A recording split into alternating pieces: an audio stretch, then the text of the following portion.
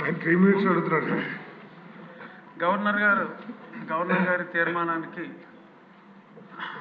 మద్దతుగా మాట్లాడటానికి అవకాశం ఇచ్చిన గౌరవనీయులు స్పీకర్ గారికి నమస్కరిస్తూ, చాలా స్పష్టంగా ఉన్నది ఉన్నట్టుగా గవర్నర్ గారి ప్రసంగం ఆద్యంతం చక్కగా సాగింది.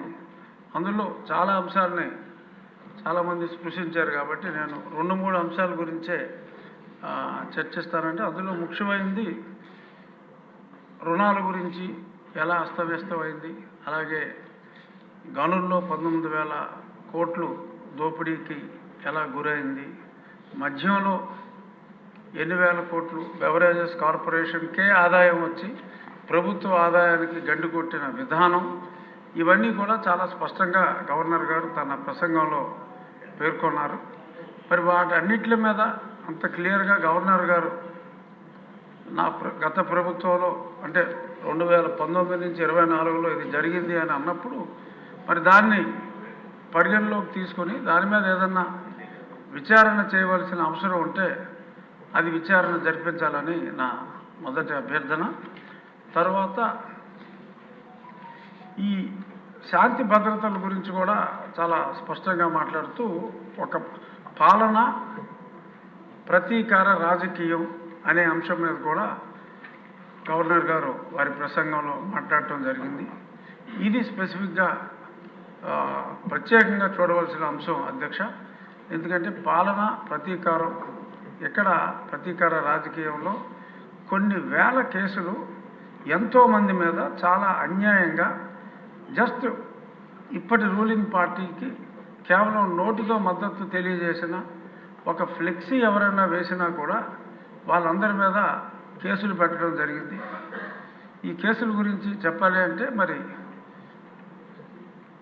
నా మీదే ఒక 14, మరి చెప్పచ్చో లేదో తెలియదు కానీ మరి అన్యాయంగా పెద్దలు శాసనసభాపతి గారి మీద ఒక 16-18, అలా ఎంతోమంది మీద, మరి లోకేష్ గారి మీద ఆయన యోగాలు అని వెళ్తూ ఉంటే, ఇలా రకరకాలుగా కొన్ని వేల కేసులు అన్యాయంగా బడాయించడం జరిగింది.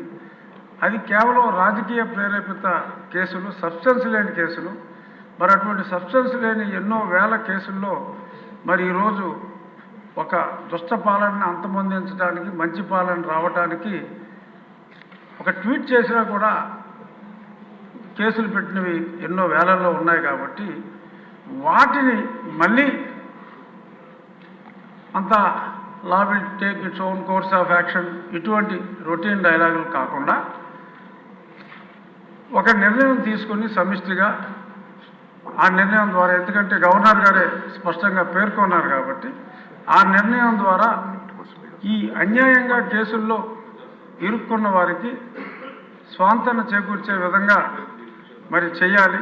అవసరమైతే క్యాబినెట్లో పెట్టి మరి గవర్నర్ గారు అప్రూవల్ తీసుకునే దిశగా మరి హోమ్ మినిస్టర్ శ్రీమతి అనిత గారు చర్యలు తీసుకోవాలి అని చెప్పి సభాముఖంగా మీ ద్వారా విన్నవించుకుంటున్నాను. ఎందుకంటే ఎన్నో వేల మంది సఫరర్స్ ఉన్నారు. కోర్టులకు వెళ్ళి ఇవన్నీ చేసుకోవాలంటే ఇది అయ్యే పని కాదు. కాబట్టి మరి గౌరవనీయ ముఖ్యమంత్రి వర్యులు సభలో లేరు కాబట్టి నేను మీకు ఉప ముఖ్యమంత్రి గారు పవన్ కళ్యాణ్ గారికి, ఎందుకంటే ఆయన కూడా అలాగే బాధితుడు, సో కాబట్టి ఆయనకి తెలుసు పెయిన్, సాక్షాత్తు ముఖ్యమంత్రి గారికి తెలుసు.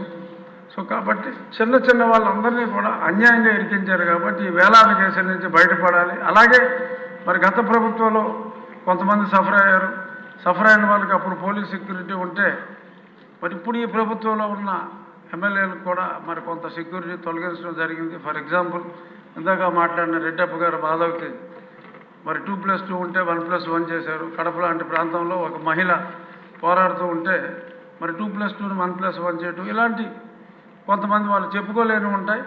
సో అంచేత ఇటువంటివి ఏమన్నా ఉన్నా కూడా ఆ రక్షణ కల్పించవలసిన అవసరం ఉందని సభాముఖంగా మరొకసారి తమరికి తెలియజేస్తూ ఈ అవకాశం ఇచ్చినందుకు ధన్యవాదాలు.